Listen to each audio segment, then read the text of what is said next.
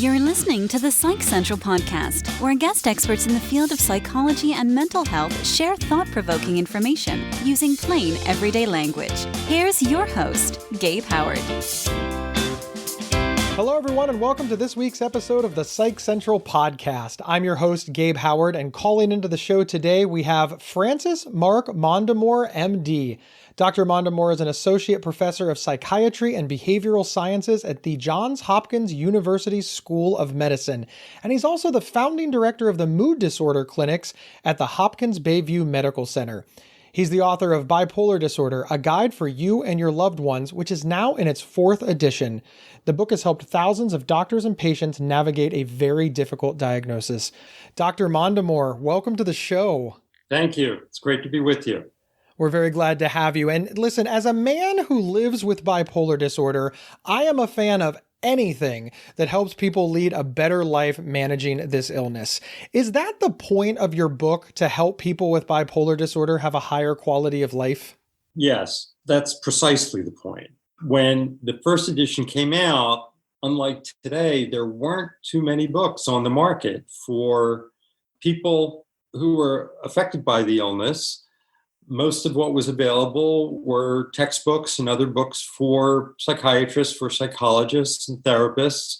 The idea of having a book that people would read to have a better understanding of their illness, there just wasn't thought to be much of a market for that. It became immediately apparent after the book appeared that idea was totally wrong, because this book has become one of the best sellers for the publisher, which is, I think, why it's now in its 4th edition, 20 years later. When anything can survive the public consciousness for 20 years and get 4 revisions, it shows you just how necessary it is. Absolutely. Yeah. Now, one of the things that sort of fascinated me is typically books on mental health or mental illness are either directed at the person living with the illness, or they're directed at their friends and family, or there's another subset, of course, that are directed at practitioners. Now, in your book, you directed it at the person living with bipolar disorder and their loved ones. Can you talk us through that decision? Well, the purpose of the book really was to provide education and information for people about the illness. I spend quite a few chapters talking about the symptoms, talking about diagnosis, talking about treatment.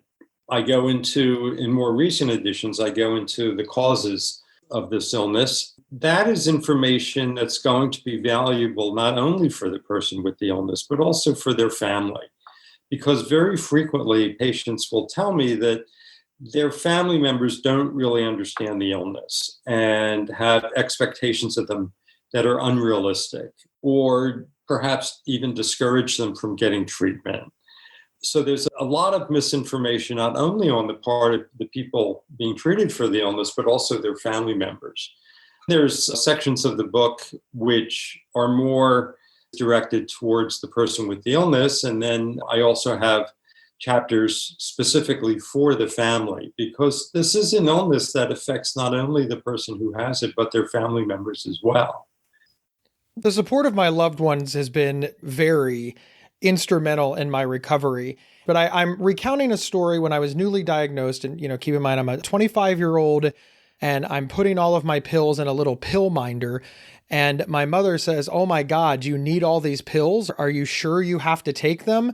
And as I'm looking at her, very perplexed, because I was prescribed these by a doctor, it's a very confusing time, etc., she says, I think you take more pills than your grandparents combined. Now, I love my mother very much, but it was hurtful. It was confusing. It was hopeless. And she didn't mean to. I feel, you can probably hear in my voice, I feel bad for outing my mother's mistake. But is that what the point of addressing family, loved ones, the person with the disorder all at the same time is? Because again, speaking purely in my life, all of us working together has provided huge dividends. Yes, absolutely. Another group here really are the family members of people who do not want to get treatment, because frequently those folks are absolutely desperate, don't know what to do, and they need information as well. But I think the most important thing is that there be open and honest communication between really the three members on the team, which is the doctor, the patient, and the family members. I strongly encourage patients to bring a family member to them with their appointments. It's really important that we all be operating with the same set of information and that everyone feel empowered to ask the questions that will help them to understand better what everyone's going through. Now, some critics might say that you're implying that people with bipolar disorder need a caregiver or somebody to watch out for them, or they can't maintain life on their own. I know that's not the implication, but can you address sort of the mental health community that says, well, why are you implying that our family has to be involved at all? I don't mean to say that family members must be involved. What I'm saying is that inevitably, when a person is being treated for this severe illness and they have folks living with them, those folks frequently don't have the information that they need to give the kind of good advice that they should. For example, perhaps if your mother had come to an appointment or two, she would have had a much better understanding of why people with bipolar disorder frequently need to be on several medications. So it's to prevent those kinds of unfortunate experiences like you've just described. That is the entire purpose of providing information to the family as well as to the patient. I obviously agree with you. I think that anything major that happens to your loved one has a ripple effect that affects the whole family. I use my father retiring.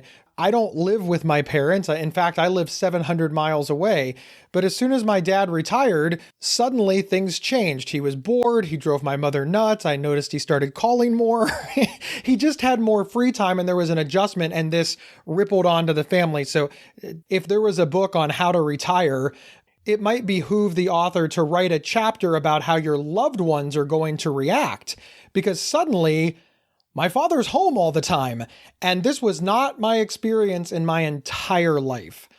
I do think that it's somewhat of an unfair criticism to pretend that we can live with a serious illness and it not ripple off onto the people around us in any way. What, are they just ignoring us or uncaring? So I'm often surprised that this comes up. Yes, really, to bring up an example of another illness, if a person in the family is diagnosed with diabetes, the person who's making the meals needs to adjust, as does the whole family. So again, what's important is that people have the information that they need to provide the kind of support and encouragement that's going to be helpful, rather than asking questions or telling people what to do based on erroneous information. I often quote the motto of the university, of Johns Hopkins University, which is Veritas vos liberavit, which means the truth will set you free. And that's basically what I'm trying to do. I'm trying to give people the information, the real information, up-to-date information about this illness. How do we think about it these days? How do we classify it? How do we treat it? And why do those treatments work? I think all of that information is really necessary for people to lead the healthiest life that they can, and also for family members to be as helpful as they can. Thank you so much, Dr. Mondimore, for discussing this, because I do know that it comes up so often. Now, one of the things that I'm thinking is I was diagnosed with bipolar disorder 18 years ago. Your book would have been about 2 years old when that came out. Now, I'm not a researcher or a doctor, just a guy with a podcast, but I keep thinking to myself, you needed to update the book 4 times. Has bipolar disorder changed that much in the last 20 years? Because from my perspective, it's pretty much the same. Yes. The things that have changed are the treatments. That is the biggest change. When the book was first written, there was essentially one mood stabilizer on the market. There were antidepressants, and there were the older antipsychotic medications. And in ensuing years, we have had whole new classes, mood stabilizing medications. We now have at least half a dozen the number of antidepressants has tremendously improved and expanded. A tremendous improvement in treatment was the development of the atypical antipsychotic medications, which were developed really to decrease the risk of a severe side effect with the older antipsychotic medications. But in doing that, it was discovered that these molecules have mood stabilizing qualities and that they can be extremely helpful for treating both mania and depression, whereas the older antipsychotic medications really didn't do very much for depression. The new brain stimulation treatments like transcranial magnetic stimulation, those devices were just FDA approved within the last 10 years. And of course, there's always new medications in the pipeline.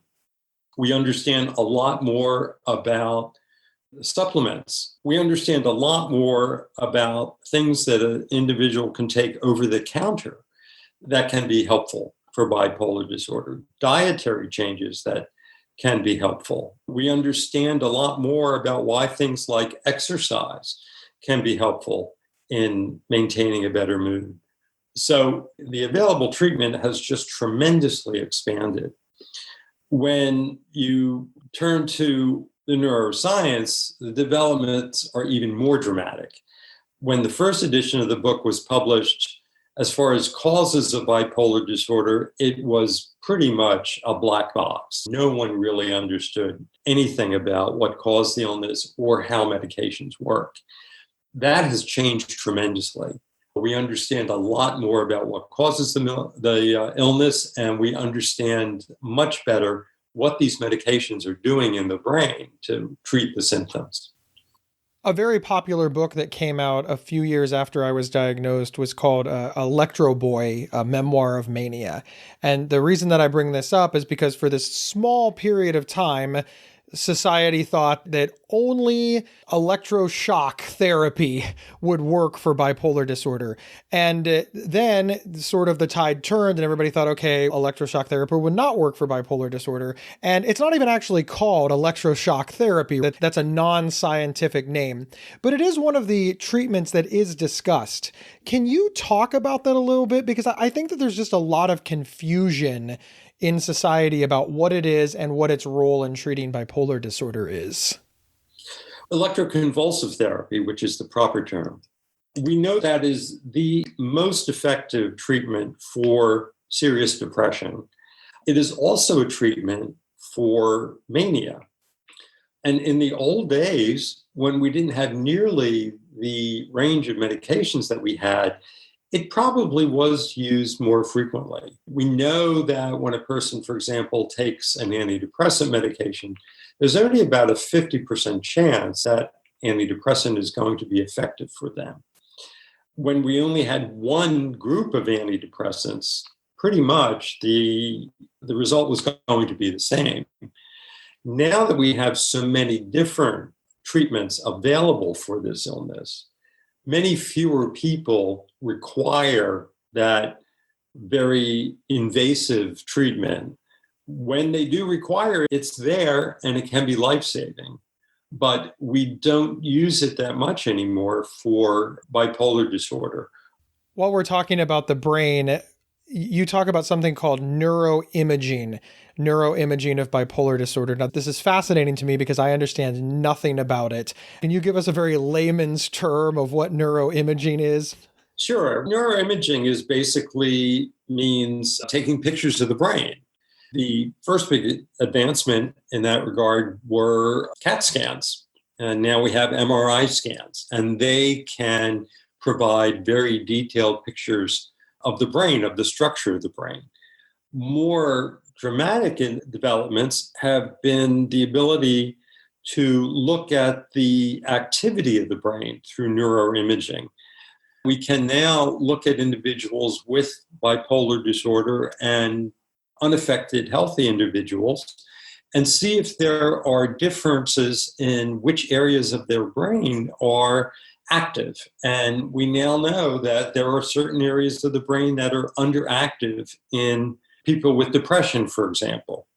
These kinds of advancements actually led to this new treatment that I mentioned earlier, transcranial magnetic stimulation, in which a magnetic field is used to stimulate the underlying brain tissue. And we know where in the brain to send that stimulation because of brain imaging techniques. The other big thing that has really come out of brain imaging techniques is this idea that there are networks in the brain that are important, that there are different areas of the brain that talk to each other, and that when there are changes or impairments in the balance between these networks, between the centers of these networks, mood symptoms can develop. We learned a number of years ago that an area of the brain called the dorsolateral prefrontal cortex, which is a very long way of saying an area of the brain that is towards the back of the forehead. And we now know that area of the cortex is underactive in people who are depressed. And that when they get better from depression, that activity level returns to normal. And that happens no matter what has made them better. You see the same changes in people that have been treated with antidepressants, with ECT, with psychotherapy. So whatever helps people to get better with depression is having the effect of improving the functioning in this one area of the brain. We'll be back in a quick minute after we hear from our sponsors. This episode is sponsored by BetterHelp.com. Secure, convenient, and affordable online counseling. All counselors are licensed, accredited professionals. Anything you share is confidential. Schedule secure video or phone sessions, plus chat and text with your therapist whenever you feel it's needed. A month of online therapy often costs less than a single traditional face-to-face session. Go to BetterHelp.com/Psych Central and experience 7 days of free therapy to see if online counseling is right for you. BetterHelp.com/Psych Central. And we're back discussing bipolar disorder with Dr. Francis Mark Mondimore. With all that we have learned, are we any closer to finding out the causes of bipolar disorder? Yes, we're much closer. In the old days, perhaps when you were diagnosed, people used the term chemical imbalance, that mental illness was caused by this imbalance of chemicals. The neurotransmitters, the chemicals that the brain uses, that the brain cells use to communicate with each other. And now we know that mood is actually dependent on the health of brain cells. We used to think that by the time you were about 18 months old, you had all the brain cells you were ever going to have. And now we know that's not the case, that in fact there are stem cells in the brain. And these stem cells are constantly developing into new nerve cells. And we understand that normal mood requires that this be going on, that these new nerve cells be developing, and also that the brain cells that are already mature are breaking connections with other nerve cells, are making new connections with other nerve cells. There are areas of the brain that are basically constantly remodeling themselves in response to the environment. And we think that mood disorders are caused by an impairment in this remodeling process. This is a fascinating concept that I read in, I believe, your latest book, where you talk about the brain being like the internet. Right. Can you elaborate on that? Yes. Again, in the old days, one would say the brain, it's like a giant computer. It's like a really powerful computer. That's really not the case. The brain really is more like the internet. The internet is made up of millions of computers that are connected to each other and that each can be programmed and can respond to what is going on in other computers. And the brain and all of its billions and billions of neurons is more like the internet with billions and billions of individual computers, each of which can be programmed. I love analogies because analogies are just, they're ways for people like me to understand high-level concepts. When I think about the brain being like the internet, one of the first things that I think of is the internet must be connected to other computers, independent of themselves to survive. Now, is that just an example of where the analogy breaks down? I would say that connectedness is one of the most important qualities of the brain. The fact that all of these brain cells connect to other brain cells. And there are some brain cells that connect to tens of thousands of other brain cells. And each cell is basically reprogramming itself based on the information that's coming from other brain cells, from other areas of the brain. And when this connectivity breaks down, that is when problems arise. And we are beginning to think that this is true of bipolar disorder and major depression.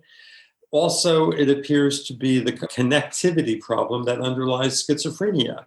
Whereas we used to think about chemical imbalances, there being too much of this chemical or too little of that chemical, we're now beginning to think of imbalances in these networks, so that one area of the brain is underactive, another area of the brain is overactive.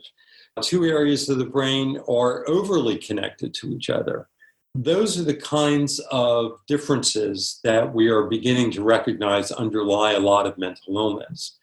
And neuroimaging has made this possible because the modern neuroimaging techniques allow us to visualize these networks in the brain and to know how the brain's different centers are talking to one another. When it comes to treating bipolar disorder, you spend a lot of time talking about the effects of stress and the importance of stress management. Can you explain to our audience why it's so important to manage stress when living with bipolar disorder? There have been some really fascinating animal studies over several decades now about stress and the effect of stress on the brain. And animal studies have shown that when you stress animals in various ways, one way is to confine mice or laboratory rats in a lucite tube in a brightly lit environment. That's very stressful for these animals. And then when you examine their brain cells, what you find is that some of the brain cells basically are shrunken. They look like trees that have been badly pruned. What we now understand is that the messenger of that damage is the stress hormone cortisone. And we understand that the stress hormones are basically very bad for your brain. Think about cortisone and what cortisone is used for medically. Cortisone is used to decrease inflammation. It is used to cut down on the number of inflammatory cells in an inflamed area of the body and keeps those inflammatory cells from dividing and multiplying. The normal operation of the brain is dependent on a constant influx of new cells, of new neurons. So obviously when cortisol levels are high, that is going to be impairing the proper operation of the brain. So anything that helps keep our cortisol levels under control is going to be helpful. What causes increases of cortisol? Stress, physical stress, psychological stress. What controls cortisol and helps our stress system operate normally? All of the things that your mother probably told you to do. Getting exercise, getting regular sleep, not using drugs or alcohol, eating a healthy diet, all of these things are good for the brain. One of the things that we're hearing a lot in our modern society is alternative medicine. And one of the things that alternative medicine says is things like diet and exercise, and yoga comes up a lot. I'm torn because on one hand, I agree that diet and exercise and healthy living and sleep and stress management are all extraordinarily important to managing bipolar disorder. But I feel that they often take it too far and say, do this, not that. Do you feel that holistic medicine has a place in our society, or is it too damaging, or is it just an example of society trying to pick one or the other when in actuality they should pick both? Yes, they should pick both. I have some problems with the idea of alternative medicine, that term, alternative. If a person has diabetes, using a great example again, Sometimes they can change their diet and lose weight, and their diabetes is completely under control. Is that alternative medicine? I don't think so. It's just good medicine. Most of the illnesses that trouble modern man are common illnesses that have a lot of environmental factors which go into their causation and which can be addressed in treating them better.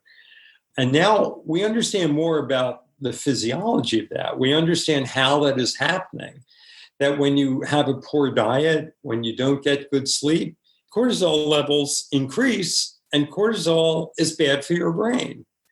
So we understand more about how it all operates. And this idea that exercising, yoga, all of those things are alternatives, I don't see them as alternatives. I see them as part and parcel of being healthy and staying well.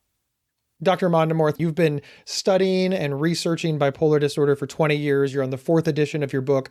Do you think that society's opinion of bipolar disorder is changing? Yes, I think we've come a tremendous distance. When the first edition came out, I don't think too many people would recognize the term bipolar disorder. They may have heard of manic depressive illness, which is the old term for this. But bipolar disorder certainly wasn't a household term. And I think that's changed. We have come a very long way in decreasing the stigma associated with all mental illnesses. Bipolar disorder is certainly one of them. And I think there are a lot of reasons for this. One is that there have been any number of individuals who have come out and said that they have been diagnosed with bipolar disorder, and even better, they have been successfully treated for bipolar disorder. And that has had a tremendous impact on decreasing the stigma of these illnesses, because people see success stories like your own. Basically, you're a success story.